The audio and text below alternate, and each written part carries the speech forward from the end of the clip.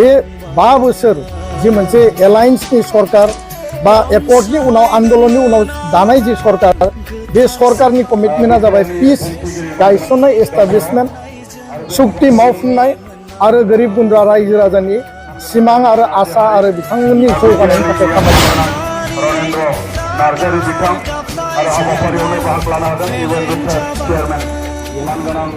জাতীয়তাবাদী সংগঠনৰ নেতা হিচাপে তেখেতৰ চিন্তাটো তেখেতে ৰাখিছে।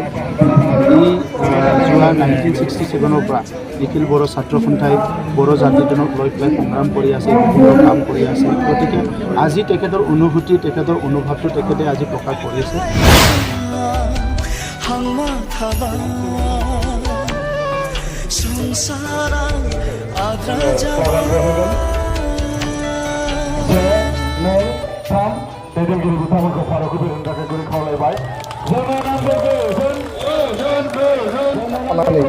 बिस्रा बयहाबो बिबान दङ जे एकर्डखौ मावफुंनायाव मोनसे गारां आरो मोनसे लामायाव फैनानै बिसोर बयबो खामानि मावनांगौ।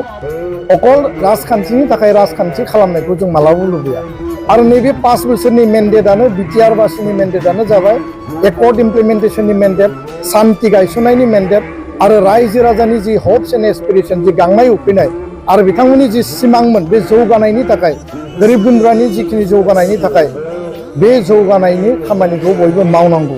आरो बे बेलायाव आङो सानो जे रिजनेल जायफोर फर्सेस दङ UPPL जागोन, BPF जागोन, एलायन्सनि पार्टनार हिसाबै राष्ट्रीय दल दङ, BJP जाय जिरि थाया मानो बिथांमोना गासिबो बिटिआरनि बासिन्दा, बिटिआरनि समस्तिनिफ्रायनो देरहानानै फैदों।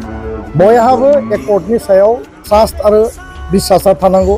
एकर्डनि सायाव बयहाबो मोनसे अनसायनाय आरो हाबा मावनाया थानांगौ। दा बेखायनो अपोजिशनाव दङब्लाबो BPFनि MCLA बिथांमोनाबो संग्रामि नेता, जातीय सत्ता जातीय संग्रामजों फैनाय आरो दिनै बिथांमोना मोनसे आन्चलिक दल 2003नि उनाव 2005आव दानानै आन्चलिक राजनीतिक दलखौ सामलायदों। UPPLआव जायफोर दङ बिथांमोनाबो दिनै जातीय सत्ता जातीय आन्दोलन आरो संग्रामनि गेजेरजों फैनाय आरो बे हिसाबैनो बिथांमोनाबो मोनसे हान्जा आन्चलिक हान्जा माने रिजनेल पार्टी दानानै दिनै सरकाराव दङ। आरो BJPनि जायफोर जोंनि ओनसोलनिफ्राय दिनै MCLA दङ बिथांमोनाबो बे आन्दोलनखौ 30-35 बोसोराव नुबोदों, बे आन्दोलनखौ बुजिबोदों। दा बेखायनो बर' हारिनि माने फार्स्ट एन्ड फरमस्ट लुबैनाया जाहैबाय बा बिटिआर ओनसोलनि रायजो राजानि लुबैनाया जाहैबाय जे शान्ति एकर्ड इमप्लिमेन्टेसना टाइम बाउन्ड आरो स्पिडि जानांगौ। भारत सरकार आसाम सरकारखौ जेसेबां लेभेलाव नारसिननानै सरकार टु सरकार हाबा मावनांगौ आरो रायजो राजा गोरिब गुन्द्रानि जौगानायनि थाखाय हाबा मावनांगौ।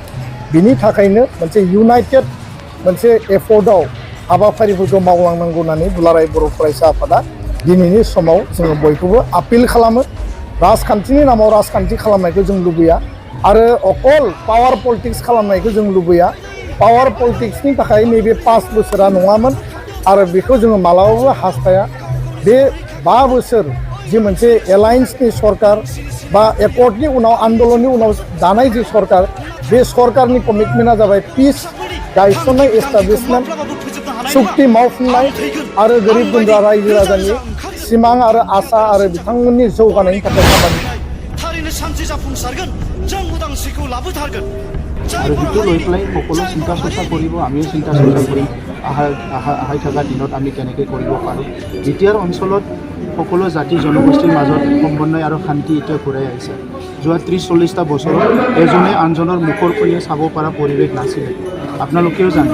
আৰু এই 4টা বছৰত আমাৰ চৰকাৰ অহাৰ পিছত প্ৰত্যেকটো জনগোষ্ঠী, ক্ষুদ্ৰ জনগোষ্ঠী হওক, ডাঙৰ জনগোষ্ঠী হওক, সংঘাত হোৱা জনগোষ্ঠী হওক বা শান্তিত থকা জনগোষ্ঠী হওক, চব জনগোষ্ঠীৰ লগত আলোচনা বিলোচনা কৰি এটা ভাল পৰিৱেশ ঘূৰাই অনা হৈছে। এতিয়া BTC অঞ্চলৰ মানুহৰ মুখত হাঁহি আহিছে, ভালকৈ বজাৰত যাব পৰা হৈছে, স্কুল কলেজত যাব পৰা হৈছে, বেপাৰ বাণিজ্য কৰিব পৰা হৈছে, শিক্ষাত এতিয়াহে লাহেকৈ এটা ভাল অৱস্থা ঘূৰি আহিছে।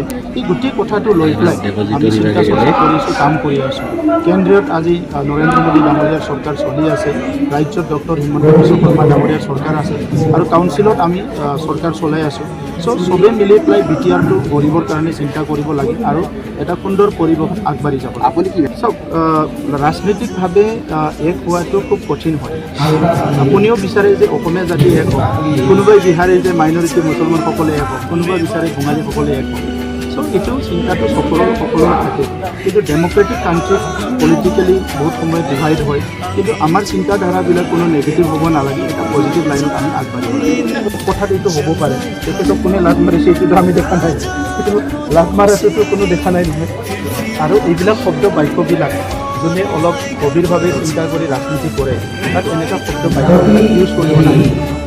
এইবিলাক শব্দ বাক্য তেখেতসকলৰ চিন্তা কৰি তেখেতসকলৰ মুখত প্ৰভাৱ পায়, আৰু কোনোবা চিন্তা কৰিব পৰা চিন্তাশীল ব্যক্তি বুদ্ধিজীৱী তেখেতসকলৰ মুখত এই লাট মাৰা কি মাৰা এই শব্দবিলাক আহিব নালাগে। আমি নিজৰ এজেণ্ডা লৈ কাম কৰি আছোঁ, কাৰণ বিটিআৰ চুক্তি ৰূপায়ণ হ'ব লাগে, বিটিআৰ অঞ্চলত শান্তি সম্প্ৰীতি থাকিব লাগে। চ' ইমান দিনে নাছিলে, সেই সময়ত কোনে কাক লাট মাৰি আছিলে? যে 30টা বছৰ যে এই অঞ্চলত যে শান্তি হৈ আছিলে, বন্দুক বাৰুদ হিংসা মৰা মৰি, সেই সময়ত কোনে কাক লাট মাৰি আছিলে? চ' আজি যদি লাট মাৰি আছে, শান্তি কেনেকৈ ঘূৰি আহিছে? শান্তিটো তেখেতে বিচাৰে নাই। সকলোৱে যে নিজৰ আত্মসন্মান লৈ থাকিব পাৰিছে, এই পৰিৱেশটো কেনেকৈ ঘূৰি আহিছে? গতিকে তাত কোনোবা তৰলভাৱে 10টা কথা ক'ব পাৰে। আচলতে বিটিআৰ অঞ্চলৰ আমি বাসিন্দা হিচাপে, ইয়াৰে সন্তান হিচাপে, ইয়াৰ মানুহবিলাকে যোৱা 30-40টা বছৰত কিমান দুৰ্যোগৰ মাজেৰে আহিছে, কিমান দুখ বেদনাৰ মাজেৰে আহিছে, এইটো আমি বুজি পাওঁ। ৰাজনীতি কৰক, চবেই কৰক, এইটো ক'ব লগা নাই। পৰিৱেশটো নষ্ট কৰি যাতে কোনো ৰাজনীতি নকৰে, মই এইটোৱে আশা।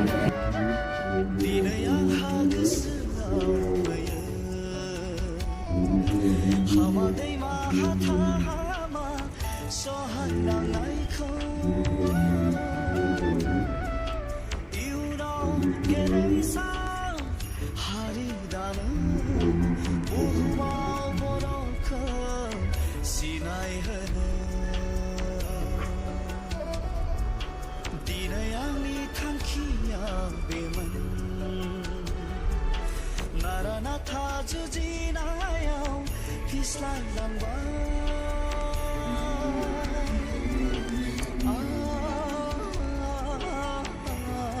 आंनि थांखिया थालांबाय नोंसिनि नाजानायजों दावहारु लोगोफोर आं मिजिंथिबाय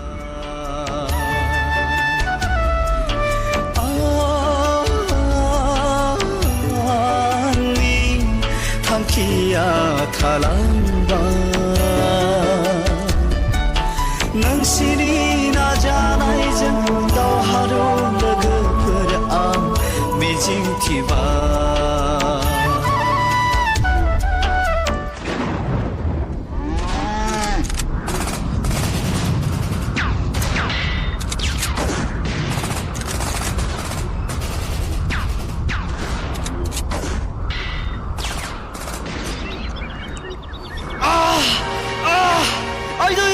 आइदै आंनाव गुलि नांबाय लोगोफोर खारदो नोंसोर खारदो गाव गावनि जिउखौ रैखा खालामदो ओइ लांसुनिया सुथुरफोर नोंसिनि सिलायनि गुलिया आंनि जिउखौल'सो फोजोबनो हागोन नाथाय आंनि आरो बर' फिसाफोरनि थांखि बिथांखिखौ माब्लाबाबो फोजोबनो हानाय नङा आं थैगोन आं बायदि रोजा रोजा ओंखारगोन थांखिया गोरासिन जागोन बर'नि गांनाय उखैनाय थारैनो सानसे जाफुंसारगोन जों उदांस्रिखौ लाबोथारगोन जय बर' हारिनि जय बर' हारिनि जय उदांस्रिनि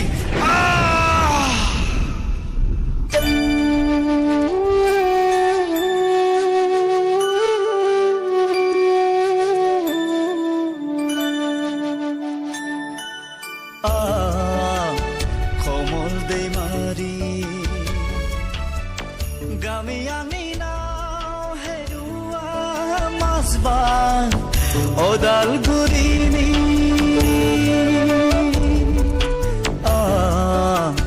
जोबस्रांबाय दिनै अनागारि उदखारिफोरनि आखाइनि सिलाय गुलिया थेवब्लाबो थाबाय थागोन आंनि जिउमाया अलंबार जानानै जोंबाय थागोन गोजोन उदांस्रिनि फिरफिलाखौ अराय गोरबोजोंनो नेबाय थागोन थेवब्लाबो थाबाय थागोन आंनि जिउमाया अलंबार जानानैनो जोंबाय थागोन गोजोन उदांस्रिनि फिरफिलाखौ अराय गोरबोजों नेबाय थागोन दाहा थाबाय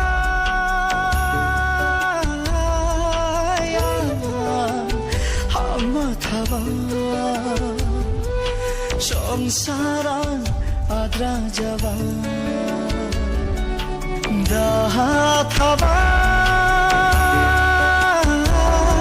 थाबाय हामा थाबाय